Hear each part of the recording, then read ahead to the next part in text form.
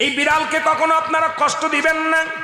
বিড়ালকে আদর করবেন, বিড়ালকে ভালো মতো পুষবেন।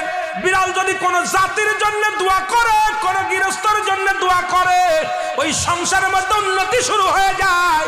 ওই সংসারের মধ্যে আর এক নাম্বার হলো, যে ঘরে বিড়াল থাকে সেই ঘরে জিন আসতে পারে না, জিন বাস করতে পারে না।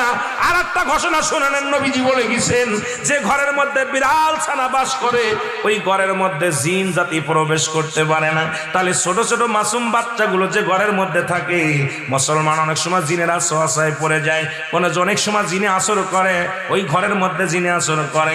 যে ঘরের মধ্যে বিড়ালকে আদর করে বিড়াল থাকে, ওই ঘরের মধ্যে বিলাই বিড়াল বিড়াল বিলাই বিলাই, এইটা যার ঘরের মধ্যে আছে, এই ঘরের মধ্যে দুষ্ট জিনেরা আসতে পারে না। জোরে জোরে চিল্লায় বলা যাবে না মারহাবা। একবার নবী সুলাইমান আলাইহিস সালাম শুনতে পাইলেন, পাশের বাড়িতে একটা কুকুরকে কষ্ট দিয়ে